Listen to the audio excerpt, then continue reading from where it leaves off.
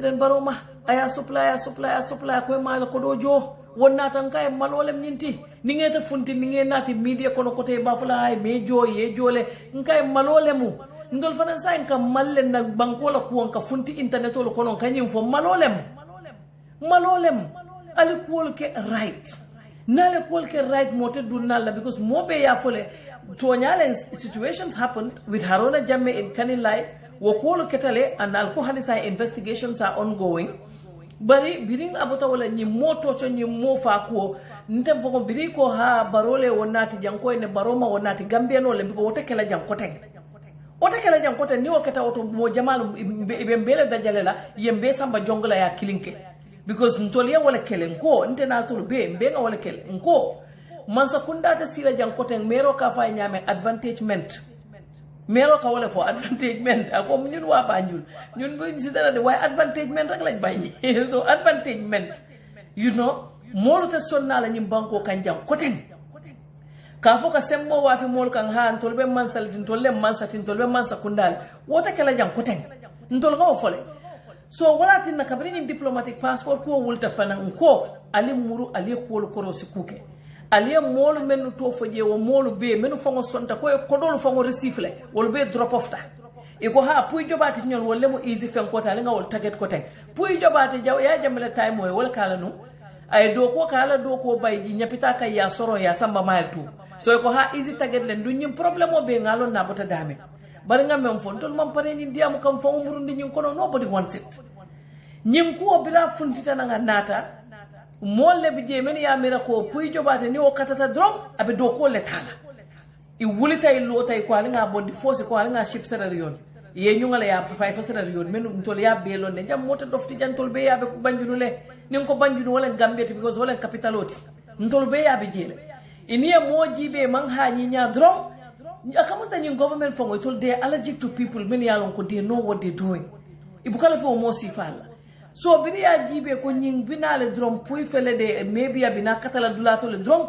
ikoy wulta pam ye layno ke alnga nyin ko bula kabrinte ni president Barrow benta serarion president Barrow ba folal yenne na hakilo be kacha ka bari men balale nkay ko yaya jamme mistake killing ke president your excellency ko ni ankay please don't make that mistake ay ni ka ankay ko yaya jamme ni Gambia dingol le ka kele ay mol kala enmity ani mol be jotela be mol bayla mol bita do ko lebe ko nkai kana oke ntela nga ofai nkai kana so wala Gambia dingo hani muna foye momo la koto just have an open mind so ye puy jobate je yaje ko ninni nata abinata la be dunna do ku dole ko na be do ku dole tala iko alinga wuli I wulta ya ship scenario abe scenario na bota je ko alinga murundi nan kote ngana kumandi scandal wala keta ya safe kay nge bayle ala baga so baga hani sa me bay fan na drom alinga nyi game si fa bulanga la alala ntol dol bi jen ka fole lata alala bari ala ntol mamela ntol mo jama la tala de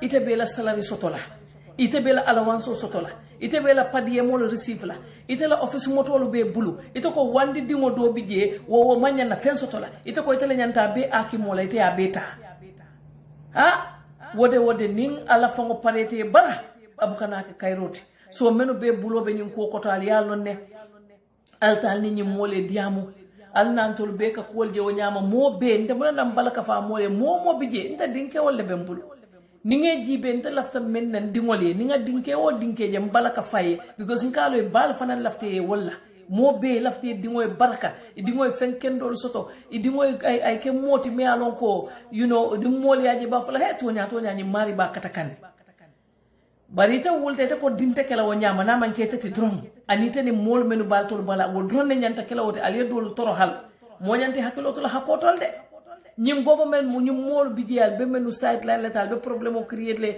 alka kana albe sambala kotle it ni soron 7 years jane commission o kete janne kol men yalo nyanta kala wol manke singol lota ko wol kan ko be falenta mo manke nyama to ti jande nyim be mu legacy leti me alon ko abal folola woto mbalu dani la alal fango revisit ale nyin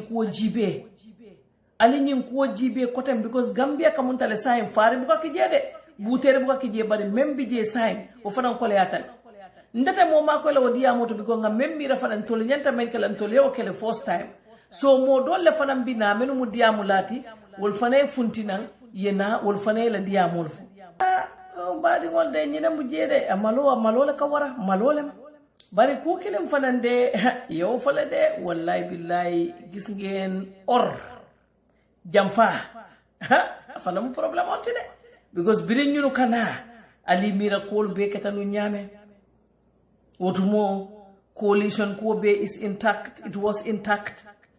Ko be di data ko be correcting jamfa keta nyo jamfa keta nyindol keta ten nyindo mambeteya nyindo keta tenne nyindo fertilizer leta nyindo fen keta tenne nyindo keta tenne ya kete surwal ka kando fo ko bo ore red bi xawma dewen mu jikla kon dañ la ko jiñ ndere biringañu la ko ja be kata south ngole jamfa fana bijel biko molle niyolo tutanyin kelo kono molle bije menu keleta foy fata ila family member hayna siring hani at least ke fana gestu ka foy dingol ye ko atul fana ngatu ngaji be al fana be mun kala garete ka bete kala wo fana de jamfa jamfa de fana de ni yake ndamara maybe but ndamara there is something wrong somewhere there but anyway whatever it is I know ko system change o nyin amantara je because ñunu mo molleti ya jamela time mo ñunu ma hani ko kuke hani fansum bungol fo ma hani ka lo ni ke la bungol fo buka hani stage ya jamela time on tol be ngolon so wo molo be siri ne konko tol le be siri ngol they are hungry sitting down waiting hungry so bre wo molo sita drum de loophole je me alon ko you can come and take and nobody would say anything so it will be that dun taw kono they taking advantage. Health Minister said it. More many are there in the project coordinating unit. All those people now, they are building story buildings. They are all building new homes. Bunjangolo be Lola, Bungolo be Sanda Senegal.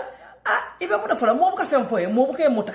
Ya jamela time mo menu be muta ni commission auto ye be baytale nunde. Imantara safka ye be bay. Ya ye be bondije. Wala ye move bani nyundolo ka buka ke. Ni corruption no foye ko corruption kana foye ko corruption te caring. A problem o fele butun sa mbakon problem o kono bara malole warta kana ko ten kasi jambota nyi men kono kamuro nyi na mo malla fala because malole xam nga gor tamit yifi xew yep birim mol pare tan ko yep jeexna fum nek ni alhamdullilah nañ leen continuer ñuy ñew di dugga ci wat yi di gis gatché yi ñu ne government bi jël nañ fele ki jël na jox nañ ki le contrat yollowu ko anybody bo xamne nit ku jup la nit ko xamne xamna lu muy def de ki baaxul de ñu mambete ya de ñu mala fi la ki bugula ki baaxul de ki bugula the same thing li doon xew ci time yaaya jamme yo nga nekk nit ko xamne mom bara ñu jël ko rek tek ko ci ben koona bu ñëwé ñom rek ñoy wax ak mom nit ñi dañ dé wax be sona ñu nak ñun duñ tay di wax de sa yuñ amé opportunity génn wax dinañ wax lo xamne moy liñ gis parce que nit ñi su dara xewé ci ñun lañu ñëw ndox suñ bunta bi nañu kon xam nga ñun mënu ñoo wax suñ baat bi dem fele yeen seen boss mun na aga wax leen ñu yone ñu wax waye dañ na won dañ dem be close li dañ na won dañoo dem def suñ business dimbalé xalé yi jappalé xalé yi jox xalé yi liggéey loolu lañ waxoon ne fa la ñuy em waye bu ñëwé wara dem dugati ci li kon ñu ngi on nguuri Barrow corruption bi wañi leen ko because hejna pour ñoo tok ne leen corruption bi jeexal leen ko totally 100% hejna loolu dina metti waye buñ leen ne ngir yalla yonenté bi wañi leen corruption bi ay ñu ne World Bank di mer nek ñu koto so ngamela docteur Samate ñanta murla komale ay tala mol ya koten momo ya lon ko la dun tañu corruption ko kono a ñante bondi la jela because mobe sila ñaadi be tolu tala tolu men ya lon ko nde sambe computer jibe ka mamala no go ya kunu nga information o be soto nga be sa fe na computer kono bar ngamala charging problem o wala ketala apple store ma yele ni wote no nga be sa fele biri ko date to we mo groupe men kije ya code down biri ya foye to 800 wo mol men yewoke wala wo mo fulolu ngamale ko fo Mr. Jumale I don't want to speculate na computer mamala ndesa wo mo fulolu wala mo moti men yalon ko to le biya mutani dolbe to le tol collect so biri tol be to collection wala e to le tol adje bang fo men yo tol di tol la wala tol adje bari ku killing ngawolo ne nata kuntule fo 800 butu nata la fatu 1111 1111 o ketale because of nga fale nyame drong Red Cross mol ni modol menu bije Yaya Jammeh la time o isi kumo be fo Yaya Jammeh ma bari nyum corruption sifa mobe be ko be tale ba do mole be molla kodo tale ba be tinyale be molla essence lu tala kuponolu iko fo Yaya Jammeh la ministre koto dole bije iko fo kanaka kupono fo dani bari mol fanan coupon kensa mo te yalon ko ni ta fa fundita isita no isa o yo san $500 ni akela moto ko la si ila tama jamfa at least wo se cover no but if ñu ko bebe kala again o fana be more question la doctor Samate ita fana foy si wuli ko wax ni wax la foy ta fana si wuli yesi ngolo ñu corruption o men ka kala dulato ya client ya bondije because fana ta sila no ya for national assembly ne so what next what else is going to happen o fana mu kula ti me alon ko nyanta akuwa nyi jibe la bake le so at the Ministry of Health kilingo nal hakilo bakan the Ministry of Finance funtitale nung iko World Bank ye $10 million $10 million ya dila iko $10 million iko World Bank yo kodo tale ya inin Turkey kodo tata straight Turkey nala kilo baka a news article bi janne ngamera hani say batu ngajibe bi gon tol kam fankantale dia moman dia nibe dia mola wato wati asike kuti me alonko batu ngajibe a message o nyimbi janne okay a message o nyimbi janne kabirin World Bank yafo batude asafero mesaya talim batu follow COVID-19 lebe caring contactless bukasitono so ye memfo nun jang iko the Finance Permanent Secretary also clarified that the $10 million from the World Bank was never handed to the government. Instead, it was used in collaboration with the World Bank to purchase vital medical equipment like ventilators, ambulances, medical supplies, etc. from the Republic of Turkey. So this press release was by the Ministry of Finance. It only that $10 million, $10 million was never handed. Iko World Bank na mana okodo ta kadi di Gambia government le ko okodo tale kodo nyintata Turkey le.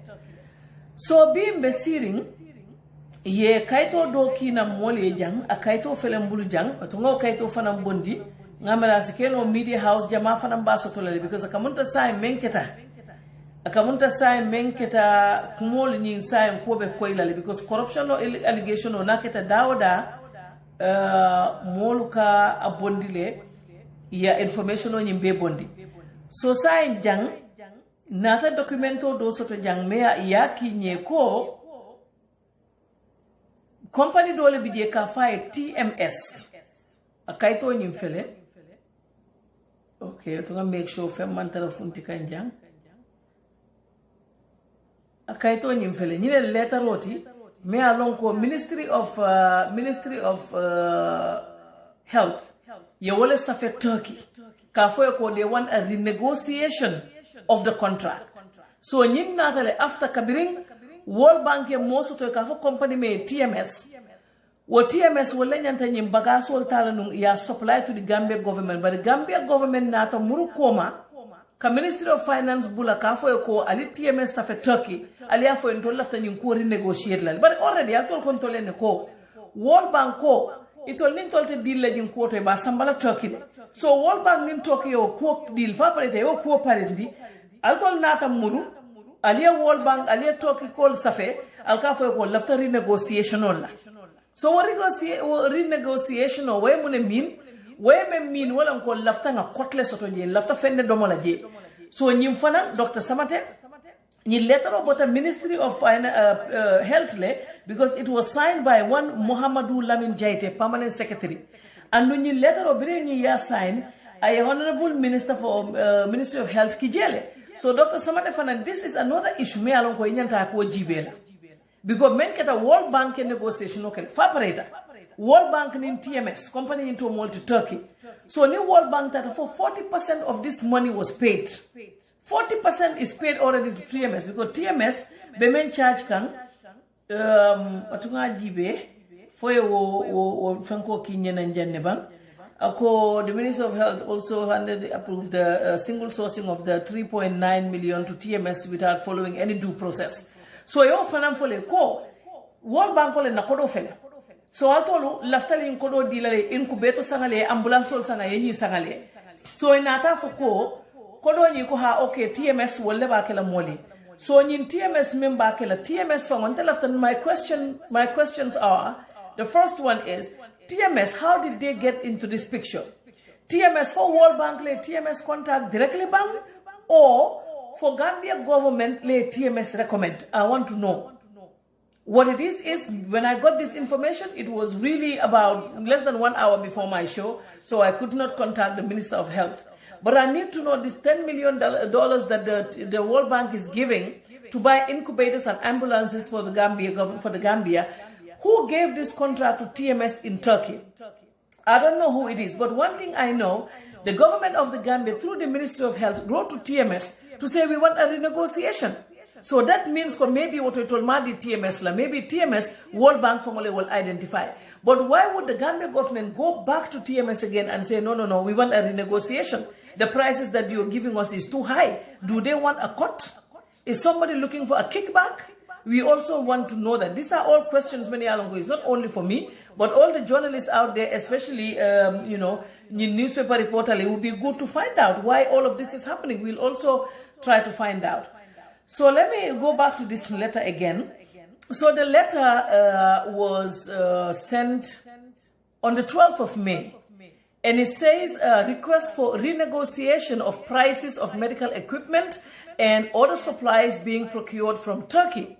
So it says the letter is in reference to the Ministry of Health's initiative to procure the above captioned items from TMS with the facilitation and sponsorship of the World Bank through its task team leader in the Gambia. So it says, okay, so it's through TMS with the facilitation and sponsorship of the World Bank through its task team leader in the Gambia. So this was also not facilitated by the World Bank alone. It says again, and I read that for TMS with the facilitation and sponsorship of the World Bank through its task team leader in the Gambia. So this means that this contract, for it to go to this company called TMS, the Gambia government also knew about it. So then I don't know how they would rather now again in turn write again to TMS asking for a renegotiation. So it says it might interest you to note that the World Bank has provided grant funding to the government of the Gambia earmarked to support the COVID-19 response activities being implemented by the ministry. It is in this respect that Turkey was engaged to supply a full list of requirements. So Turkey was engaged to do this. So it says World Bank will bear the purchase cost of equipment for the Gambia. So Turkey was engaged. I don't know. I'm still trying to find out who is this middle person. Who is the person who negotiated this on behalf of TMS? I don't know who gave the contract to TMS. And then it says, following the signing of the supply contract, however, evidence emerged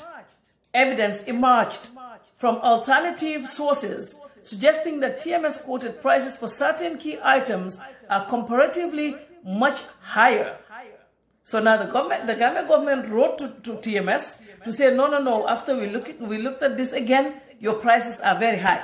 They're higher. This ministry, in its further analysis, found such evidence to be pertinent and cannot be ignored, since significant price differences have been observed for most of the items. We present in the table below the list of affected items with prices quoted by TMS and those of others. So what the Gambia government did here, they wrote to TMS and said, no, your prices are too high. So now we found another supplier who is charging less. So now we want a renegotiation. But also bear in mind that TMS already received 40% of the payment.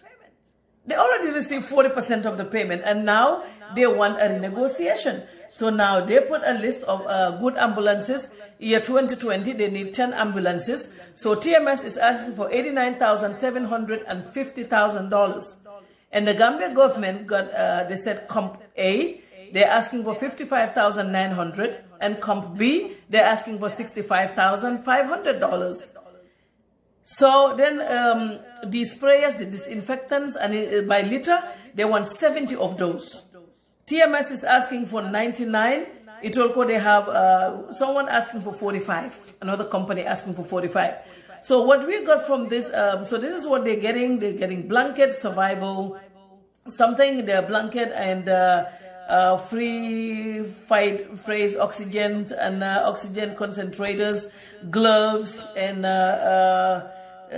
surgical gloves, a whole lot of stuff, alcohol-based hand rub and all of that. So now, what happened right here is, why is the Gambia government asking for renegotiation after they already said that this was facilitated by them and the World Bank? I mean, I'm lost, I don't know. And I just want to say that if you're watching this program and you have an idea about how this whole thing is, please call and help me here. Because, I mean, I don't understand. Like, this contract was given to them, to TMS, by World Bank and the facilitators. And these facilitators are also in Gambia. That's what they said. It's Gambia and World Bank that gave to TMS. And now they're saying to TMS, no, your prices are too high. When they were given the contract, didn't they know? Didn't they know that these prices were already high? But why would you wait until TMS get a contract and they got paid 40%? And then now you're writing to them and saying, oh, no, this is too high. We have other clients where we can buy this stuff from at a cheaper price. We also got word Gambia government through the embassy in Turkey. Ikoye mo kile embassy official kile kafoy ko alita TMS aliyeta jundol fanaya aliye price ol nyininka. So all these other prices that they're quoting are also from Turkey. Nyim price ol fanam be botan and Turkey le ye nyim price ol soto wolto iba foka ne fact there is a Gambian businesswoman who is involved in it. But the reason I don't want to come and name people's names here and then later find out that's not what it is, because after that, I spoke to another person, Memkonye, no, the woman is not involved with TMS. She's involved in another contract. That is the second group that they're trying to push. Ngamoy, this particular woman went to the Ministry of Trade today saying, no, she's very pissed because this has to come to them. So I think the reason is they're trying to cut TMS out because maybe somebody is not getting a kickback. I am saying maybe that's what is happening. So now they're trying to kick them out and try to bring a whole new contract after 40% was already paid to TMS. So if all of this is coming to light and some people would tell us that there is no corruption, man, I do not understand. Like this is money that's not coming out of your pocket. I mean, the World Bank is getting it. I'm not saying that because World Bank is getting it, the supplier should take advantage and make the prices extra high. But since you are a facilitator, you are part of those people who made this whole thing happen. You should have negotiated that at that time. But you don't wait until everything is over and then you go back. Well, how would World Bank even feel about this? And I had somebody told me, I did not talk to World Bank, but somebody told me they're not happy about this development. Because already a contract is given. Altoleta Dumala, Alco no, I laugh and get a negotiation. Okay. I heard World Bank is not because somebody has a dog in that fight. Odron somebody le bije me alon ko fende ba je me alon ka malle fo kanama abe wala bayndola. Oto be mem fola barola man sakunda en tol bele mu Gambia dingolti. Al nyanta nyin kol jibe kulale because nyin tela ban nola. Nga fo jande fo ngamolu nyin kan ko e ko ntanga moyle fay ko president Barrow fo buka nyin kalamuta.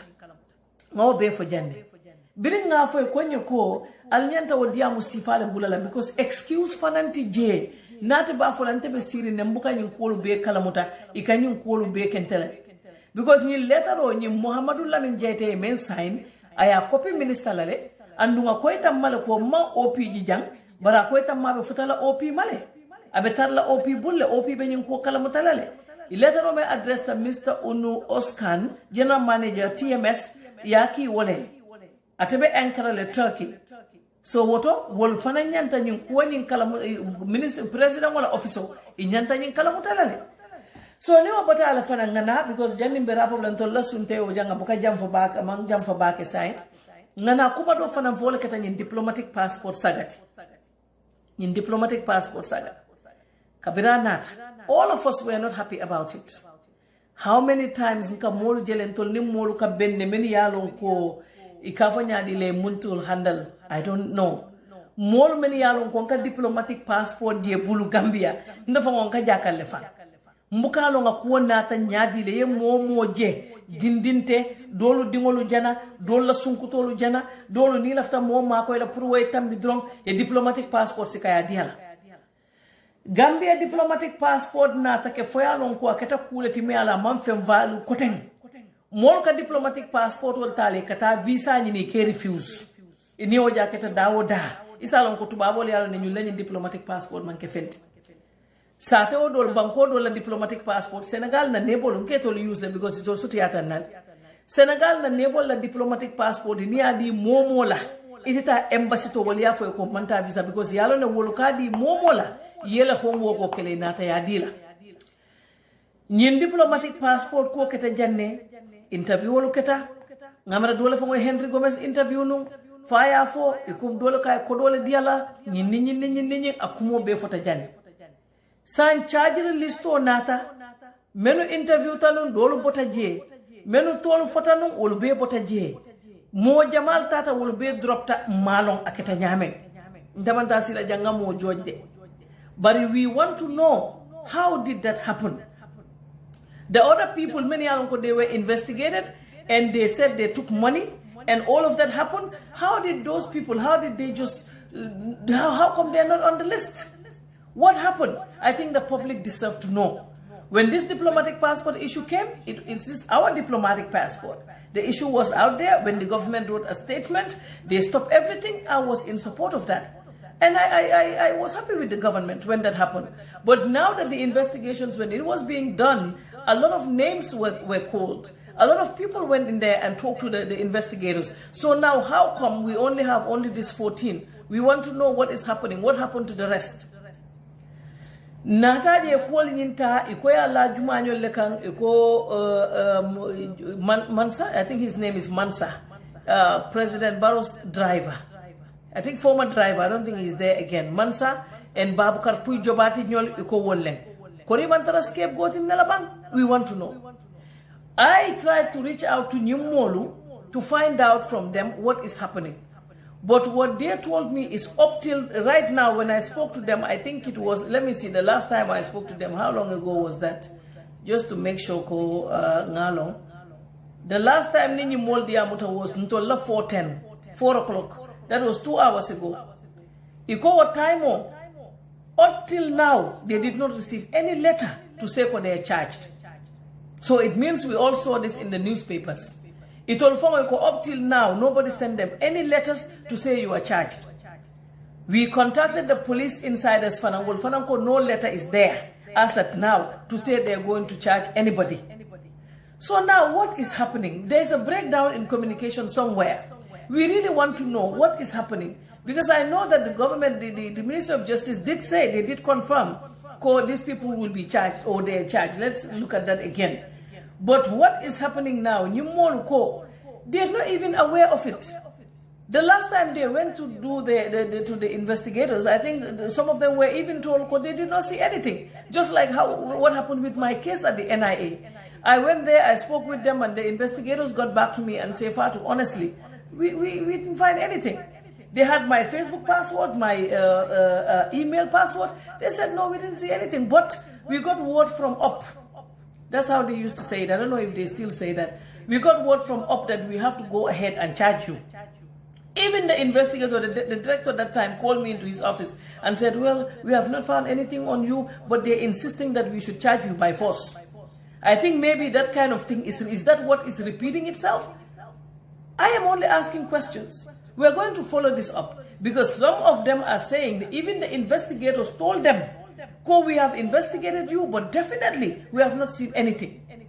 A lot of names were called on this issue. What happened to those people, those other people? How did they drop off the list? We need to know. But until now, we do not know about any of these things. So, but my question right here is, Audacity Jumalen, the president's driver phone, and him fit Juma. For him to go forward printing diplomatic passports for people, Gambia. Let us think about that first. Audacity meant the president's driver will be also told to walk to the Ministry of Foreign Affairs and to Immigration and say, do passports for people. Definitely, if that can happen, then there is a serious problem with that system. If that can happen, there is a very serious problem with that system. Gambia no be jele many yalo wolle nyanta diplomatic passports tola maje wol bulum kaje sunkuto le bulu ni momo nekata wale ko ni dobe janne ni ndoni nyimne be nekari sai way diplomatic passport kunta diam nyim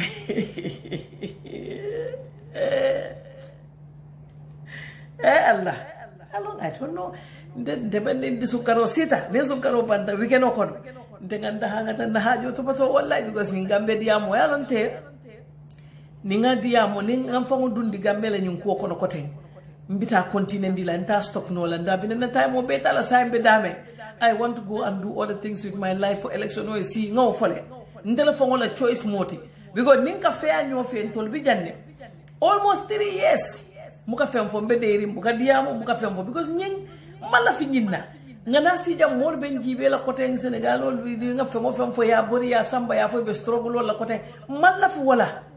Nobody wants that. I was so excited. I was so happy when this change happened. You know, I had to go home and set up something. Nkwana business oluke mobile oluke. Bari ali molu makoi ale nyunkusifa bula saimbal dani kanne. Ale ba ombitale for 2021. Ale nga domandin 2021 manjamfa.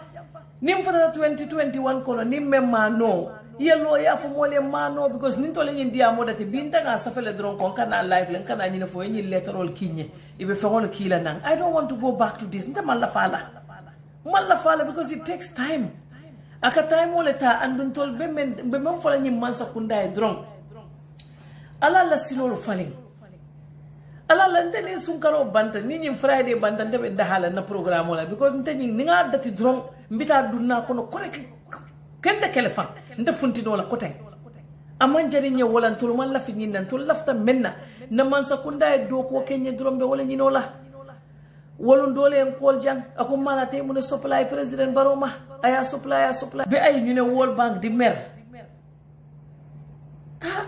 kena bindana mun Barrow is the biggest problem, he's the one behind all this problem and dal hawma wala ne fi Barrow defal na fa smo pa excuse bu neka dama de tok manan di hit na ki di li wax la bim doon ñew la mu ne mu nangu dañ ko bayyi rek suma toge man de mu ne ko metti 1 year be optive bima gëna Gambia la door ma ngi door di give up man di way nañ leen ko meyangum tuti hit na mu li fin rek man am a typical Gambian de gis ngeen man ni am a typical Gambian. I don't like change because sometimes the uncertainties that it comes with dama de tok man I think we can manage with him, let's wait dina change. Some people watching this program here, they know. I had this discussion with them. When you hear my wife, man, I think that they will lose hope totally, completely. Man, that change that I think Barrow would bring, I don't think he can bring it. I don't think he can do it. Wallahi, kuma wahal manile nenlen ko may dina dem dina ba dina ko mun nenlen ko may tuti balegi messages kena mune thanks juka after so many years of fighting this dictatorship and corruption, I'm afraid Dr. Samate will be the next victim because people like him will not survive in that position. If you are not affected, you don't care. Thanks, that's Gambia for you. Yeah, well, Dr. Samate, I think that's what's going to happen. Somebody is going to go to president and say, you know, Dr. Samate is really bad. Imagine atata shankolto social media ifo kafanya social media atata volta ay totinyaji wulide president nyimambetea. So that system is still there, is going to come, so I guess they will go and tell him the same thing. Kenamune, I was going to wait until 2020 to come out of retirement, but I guess it has to be sooner. Corruption is killing a lot of innocent people in that country. I used to speak to someone who used to work with Barrow. At Musanjai, Barrow has always been like this. This is what this person said. Tamit, if you are honest with either fired or deployed, you are either, if you are honest with this government, if you are honest, you are either fired or you are redeployed. Let him do internal reform in his ministry. If you know, you don't know, you surround yourself with good technocrats. If you know you don't know, surround yourself with good technocrats. That's what this person is saying. So loolu daal mooy some of the comments yoo xam ne nit ñi ñu ngi koy wax nit yëpp xanaa jaaxle lu ñuy wax rek mooy président bu fekkee ne the people around you are not helping you, please utal yeneen nit ñu jàppale la. Let them help you, because lii is very disgraceful.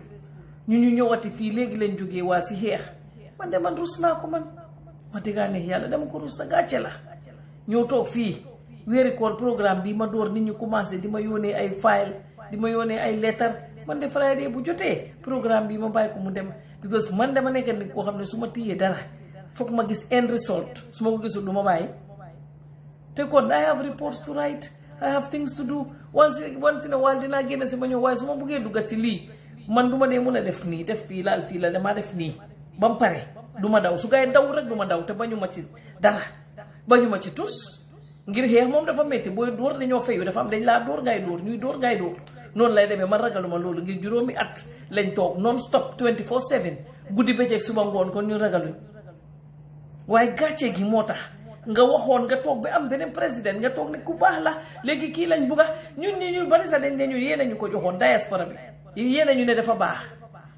nga fontina ne nga foy nyimpete atale ali nga fenke nyina le ni nyeta nyimpete atale to leo befo nga na murna kote nga kuma do fanam fo ha ni institution do fanam moy ko post authority o fanam be fo kañ ako to fanam modol bi jele ne wol ta moy ke bulo la ñuy kumoto ministry wo ministry, office wo office, department wo department ini o je fo ye the same thing.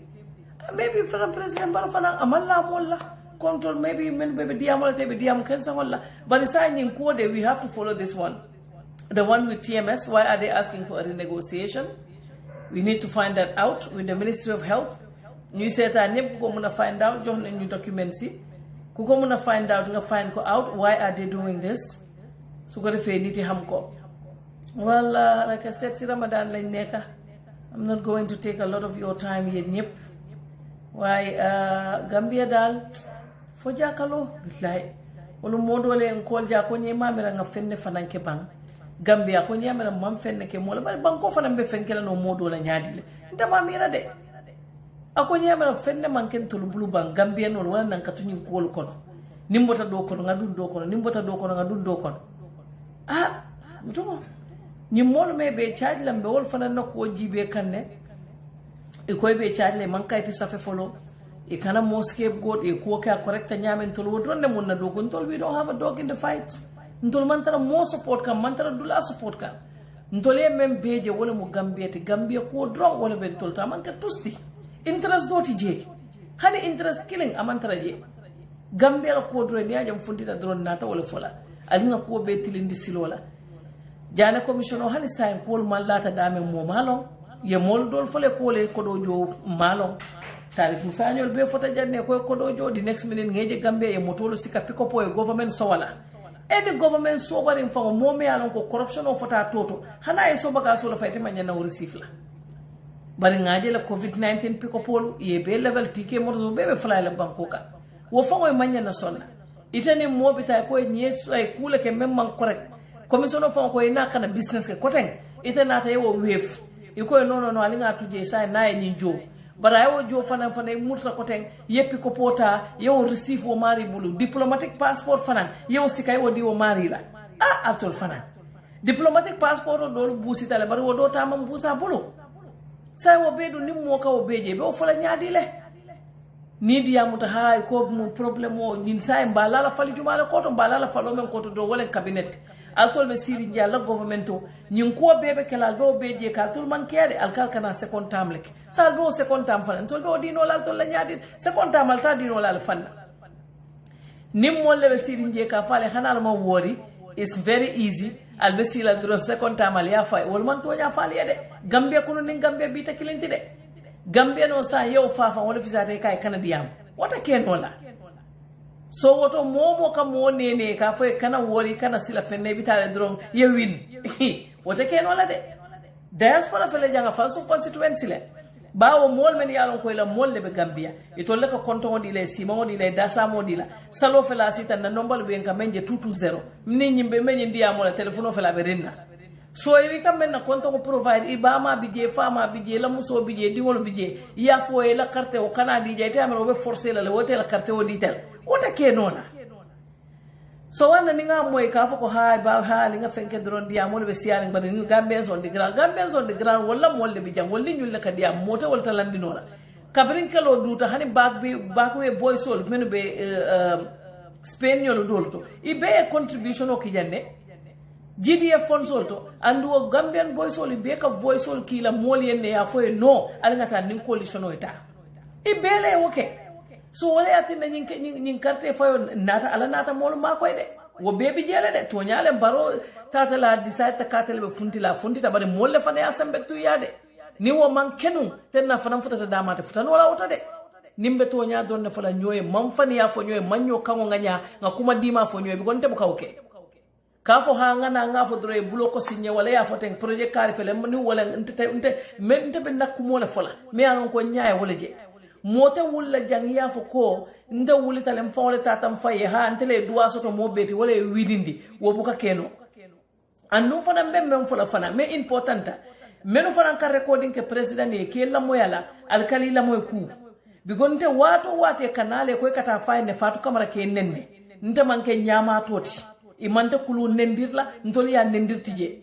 wati hani wolun dole a fonye jay ka ko hay ko kayne Fatu Camara katu internet o ra ke neng nte manke nyama toti mbuka dolo min mbuka tay saba ndati na silan ka bula mol lan ka molu ne wo manke toñati mennu be bala ila tatar la je ibe kuma ken sango fole just because of it la fansum place ngamo e fam muso do be office of ngotole meya mol kumandi akoy kon kalje dal kadi ya mu Fatu e Fatu mal la fi barola toña kile kesa kilintije ndel wolu na ngamba mola be funtila ngafo mamba la fi mola barin tolle na place o ta nga president o sindije woto ni nga president o sindije nga right so to nga funti nga diam ya jammela man sakunda kono hani tay momente bi je nga faale ne nin ku ketan kaddu ngala office ko ne nga lo nga fa yo excellency mamala nyi nyanta kala ten because nte way ba fala le mbali fala le nga fa bar kata fola wotof ke nola hani AK47 ni yalo ndi ba fala because ni em faaje fala ba fala do ku line ole so nte be mem fola nte be wala fola man sila mola diamula so ni meno kata ka information of futandama nalba futandilama ali featu ke wonyin aliyata aliyasindi o horto kono je membe keringa faya long fama long bankobe be dundi nyoto alba fula everybody is happy mol men be banta wolle be diamola they are very angry because do ku table won nonsense diamo do ku le table mun do ku $5,000 do ku $15,000 do ku wana mo be sunyarol ate president fo mantra do ku ninol wana lafta murla ko tan fonto le man do ko dia nga sindi o office ko nga be furnish nga be dida nga la bulabu mo furnish nga state house furnish nga ko be kay nga sinda ko non tolla di yalan kaya fele woto mo be diamu le kamo taye diamu ikata tele nene ka fay diaspora le ko menu be diamu la bi kon tol fana ka ko moy de menu be diamu le be kam faale ne be disgruntled be fenkerine hani tonya kessa kilinti je Gambia dingo bele man tar kontande menu be kontande wala menu bulobe ay soka men yalon koy ba domola no good no bad itol man wori fenna itol ko le drone nantol ya dom e kam mol jele men yalon ko ñu ka momenten no e kam mo sambale mo etare no ma kilinti fula janni ba fula lokun kili way funtina na be ka fonu ngate bete yala bar kom kam men fo dol bi jembe malla wala le fang na be ka fonu tenu be malla do abesi fonu bari man sakundale nyanta wullay be menkela yewoke ye singol londi ye corruption o bayni banko kam mol menu minta ko docteur samate aliye sembentu yandi na aliye sembentu yandi woliye na lo mol menu be corruption o la office to ye be bay dinni ngol be sate o kono le men yalon koy nyanta salale ye wol ke dulalto moma wolu long wol man tara wo system ko to kono ibinale do ko ke ni ala nin kila tema do ko correct ngo ke molye bari mune atinna mol men ye do ko no wol nyanta kala mol le timen yalon ko wol lebe non do ko le kol kala dulal to men yalon ko mol be ba fala it has to be them all the time akamunta mote Gambia ntol dol de alhamdulillah ala be men kala ntoli abe o wakan bari at least Gambia no be jele very honest people ndeke jele young people what in kafo ko nying wol wodi no musunne wajibe men dia mota news review abe coronavirus ko fola musome ibadu. Look at that woman. Very, very intelligent, smart young woman. But if all talale all fay ko maje, ito letara nyato be kodo domal to lokodo. Momo ya domo de wala na nyim problemo be kana. Nyim kodo kana domo nga do ko ke. Ite be tamale ko e impress detail. Yela alawanso dila, yela night fenko dila, yela ticket o joy. One night all kata nyindo because it's too easy. Ye momo je running after government job is because it's too easy. You want to fly, they pay for your flight ticket. They give you per diem. You have a car from the government. They give you fuel coupons. Don't be for a corda dealer. It's too easy. It's a very easy life. One model la kajari e niola. But Gambian mujambalo ta fongo no. Successful Gambians are there. Tough nyo lebe do kola jumale. Ibe fasun ko la moto serta dawda ka sa wolto ela kodo bondi la poso kon. So what a new wall menu be wall, mol menu be la motolu sanna, be la fengolu sanna. What all bal to nyela munela. Ni momo yo fale fo common sense fo nyanta tandila la wolto ko nyimanta to nya fo kantole. Barika mol ta min yale be konko to le nata be konko bela fuel coupono be dila ibe kol be jahasela mol la banko kan hani tol bi dol bi ni government moto ni abusibulu ibukata no dulato moto fangote fango fansultable. The government working for government life is too easy. Everything they give to you. So on top of that, you also want to do corruption on top of that. It's very unfair. It's very unfair. You know? We'll tell you the ex-government minister he was talking about. Very disappointed. The guy looks like a poor church rat. I find it funny when his supporters claim he was rich before.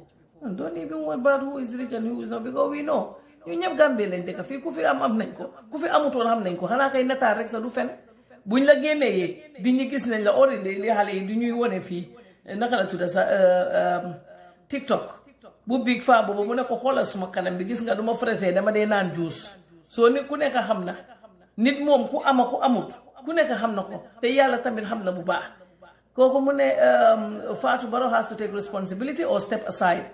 He's the one we voted for. If he can stand the heat, let him get out of the kitchen, period. Lola ki don wax mu ne Barrow moom xam na kenn mu ne Fatou 2 years ago okay, they want us to investigate this. Kuntawur has a big flood, so Chinese embassy gave $100,000, and later Kawur have another $1 million donation from Dubai. Up till now, government don't do anything for the people of Kuntawur and Kuntawur. Fatou, please investigate this. Well, investigate mother. We cannot go on like this. Anyway, I think I've said everything that I wanted to say. Tay munuma indi nit because of my computer base acting up. Lolu mom motax munuñ len wona indil nit. Di la wax yeen ñep jërëjëf ci déglu bi. Kontaan nañ fu mu ne gis ngeen xiif baa ngi dugga dog bi des na 1 hour mënatu wax bu bari énergie bi dem na yéena ma dee bàyyi man kenn may wax rek ngeen toog di déglu du ngeen kool dimbale ma léegi fu mu nekk nii maa nga ne la xool leen 5:45 laa door léegi fu mu ne 7:05 wax naa lu bari 5 6 ba 7 over 1 hour maa ngi wax rek léegi fu mu nekk énergie baa ngi dem. Thank you all very much for your time. Friday inshallah dina ñëw su weeri koor bi jeexee comme ñu ngi wax ne lii si weeri koor bi la woon we'll see nañu continuer ko wala fii lañ koy emale waaye thank you yéen ñëpp waaye su dee dañ koy emale fii sa anytime bu wax amee bu anything amee loo xam ne war nañ see wax rek we'll come out ñu wax si. Thank you all for your time. I really appreciate it. Kendu yen ala baraka baake alla time wala